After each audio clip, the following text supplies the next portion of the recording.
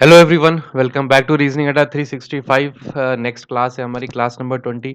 Exam हम target कर रहे थे एसबीआई पीओ प्रीलिम्स का, उससे रिलेटेड हमने ये मास्टर स्ट्रोक सीरीज स्टार्ट की थी for puzzles and seating arrangements. तो ऑलरेडी 19 क्लासेस हो चुकी हैं। This is going to be the 20th class.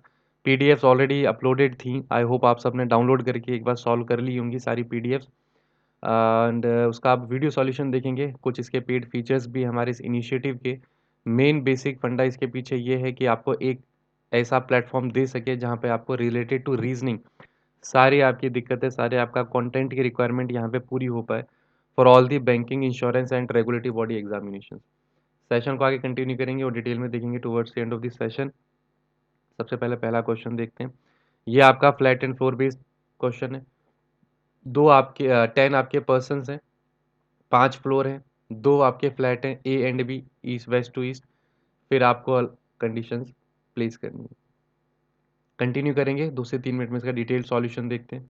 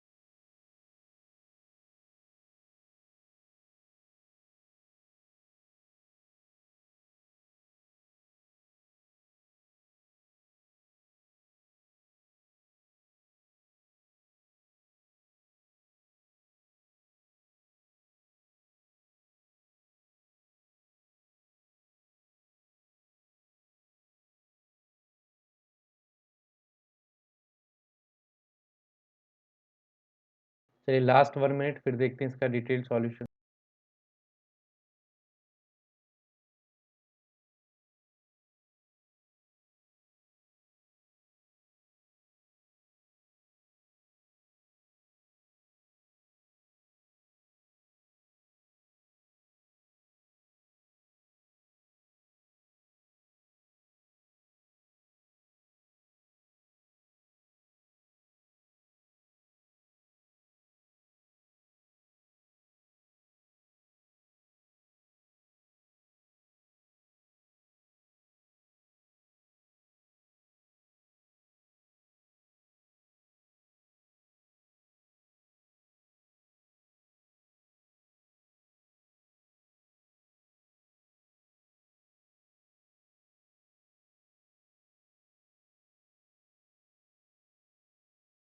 चलिए देखिए, टोटल आपके 10 पर्सन है। Flat and floor based question है। 5 आपके फ्लोर हो जाएंगे टॉप टू बॉटम, 2 आपके फ्लैट हो जाएंगे ए एंड बी। ठीक है, तो ये आपका हो गया 5 4 3 2 एंड 1।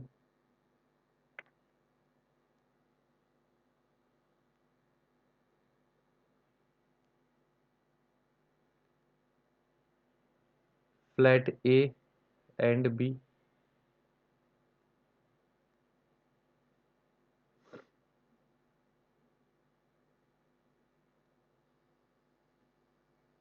ठीक है कंटिन्यू करें। देखिए P is living 2 floor above, ऐसे मतलब पी यहाँ पर है तो ये आपका एस हो जाएगा, पी 2 फ्लोर अबव एस हो गया। Both of them are living in the same same flat में होंगे, या तो ए में या तो बी में। एस आपका ऑर्डर नंबर फ्लोर पे। अब एस आपका 5 पे हो नहीं सकता, एस आपका 3 पे हो सकता है, एस आपका 1 पे भी हो सकता है। और देखिए यू आपका है north east of S but does not live on a even number floor. You अगर आपका नॉर्थ ईस्ट ऑफ एस है, जहाँ पर भी एस होगा यू आपका ऐसा कहीं दिखेगा north east. Normal sign convention हम ले रहे हैं, ये आपका ईस्ट है, वेस्ट है, नॉर्थ है और साउथ है, ठीक है। तो अगर यू आपका नॉर्थ ईस्ट ऑफ एस है तो ये जो पी और एस है सेम आपके फ्लैट में थे, ये आपके बी में नहीं हो पाएंगे, ये आपके ए में ही होंगे, राइट। अब आपको एस को कहाँ रखना था, ऑड नंबर फ्लोर पे तो एस आपका 1 पे हो सकता है, अगर ये एस होगा तो ये पी हो जाएगा। अनदर केस, क्योंकि अब फ्लैट तो कंफर्म हो गया है, ए में ही रहेंगे, एस आपका 3 पे जा सकता है, तो ये पी आपका यहाँ पे चला जाएगा, और तो कोई पॉसिबिलिटी है नहीं। अब यू आपका नॉर्थ ईस्ट ऑफ एस था लेकिन इवन नंबर फ्लोर पे नहीं है, ये केस नंबर 1 ले लो, ये सेकंड। नॉर्थ ईस्ट, एस के नॉर्थ ईस्ट में यू को रखना है, 4 पे जाएगा नहीं तो यहाँ पे यू आ जाएगा। फर्स्ट वाले केस की एक कॉपी और बना लेते हैं, ये आपका पी है, एस है, तो एस के नॉर्थ ईस्ट में यू है, यू आपका इवन नंबर फ्लोर पे होगा नहीं, तो यू आपका यहाँ पे हो सकता है, या फिर यू आपका 5 पे यहाँ पे हो सकता है, इसके अलावा और कोई पॉसिबिलिटी नहीं होगी। डब्लू जो है आपका lives immediate north east of R, तो जहाँ पर भी आर होगा ये आपका डब्लू हो जाएगा नॉर्थ ईस्ट, और इमीडिएट भी तो एक एरो बना देंगे, ठीक है। V is living south east of R, तो वी आपका यहाँ कहीं है साउथ ईस्ट ऑफ आर, तो ये भी कंफर्म हो गया कि आर जो है आपका फ्लैट ए में ही होगा, केस नंबर 1 2 3। 1 में अगर मैं देखूँ आर आपका यहाँ पे आ सकता है 4th फ्लोर पे यहाँ पे, सो दैट आप डब्लू प्लेस कर सकें और कहीं नहीं आ पाएगा, तो आर यहाँ पे कंफर्म होता है, ये आपका डब्लू होता है, वी को अभी रहने देते हैं। सेकंड में आइए आर आपका 4th फ्लोर पे यहाँ पे नहीं आ सकता, आर आर आर आर सबसे नीचे भी नहीं जा सकता, आर आपका यहीं पे आएगा, ये आपका आर हो जाएगा, ये डब्लू हो जाएगा, यहाँ पर भी फिक्स हो जाएगा, ठीक है। थर्ड केस में देखिए आर 5th फ्लोर पे तो जाएगा नहीं, आर आपका 4th फ्लोर पे जा नहीं सकता, आर आपका सेकंड पे रखेंगे, आर डब्ल्यू यही हो पाएगा, ये आपका आर, ये डब्ल्यू हो जाएगा और ये आपका वी हो जाएगा, ठीक है। एस यू हमने प्लेस कर ही दिया था, आगे देखते हैं। वी आपका साउथ ईस्ट ऑफ आर हो गया। The number of floors between R and V same between U and X, जितने आपके आर और वी के बीच में है उतने ही वी, आर वी और यू और एक्स, नाइदर एक्स। चलिए एक कंडीशन, इसके एंड में थोड़ी सी अच्छी गिवन थी, देखिए the floor number of the one जो इमीडिएटली अबव वाई है is thrice of floor of T. अब देखिए टी रह कहाँ कहाँ सकता है, अगर टी फर्स्ट फ्लोर पे रहेगा तो इसका थ्राइस यानी कि थर्ड फ्लोर की बात हो सकती है, अगर टी आपका 2 पे होगा तो इसका थ्राइस 6 हो जाएगा, वो पॉसिबल है नहीं, यानी कि एक ही पॉसिबिलिटी है। टी आपका फर्स्ट फ्लोर पे कंफर्म हो रहा है बिकॉज जो इमीडिएट अबव वाई है उसका फ्लोर थ्राइस है टी का, तो टी आपका 1 पे ही होगा। अब देखिए टी अगर आपका 1 पे, ये आपका टी हो गया, यहाँ पे ये आपका टी हो गया, ये वाला केस थर्ड वैसे भी गलत जा रहा है। अब अगर टी 1 है तो वाई आपका सेकंड पे होगा, वाई आपका सेकंड पे होगा, सेकंड केस में देखिए वाई आपका यहाँ पे आ जाएगा, सो दैट वाई के जस्ट ऊपर जो है फ्लोर ऑफ द वन जो इमीडिएट अबव वाई है उसका थ्राइस ऑफ टी हो जाएगा, मतलब वाई के इमीडिएट ऊपर तीसरा फ्लोर है, वो 3 गुना है किसका, टी का, टी आपका 1 पे। तो ये कंडीशन क्योंकि यहाँ पे रिलेटेड टू सही गिवन थी, कंफर्म थी, इसे हमने प्लेस कर लिया। आगे अगर आप इससे रिलेटेड और कंडीशन देखें तो देखिए the number of floors between R V, इस कंडीशन को, बाकी कंडीशंस को एक बार और लिख लेते हैं।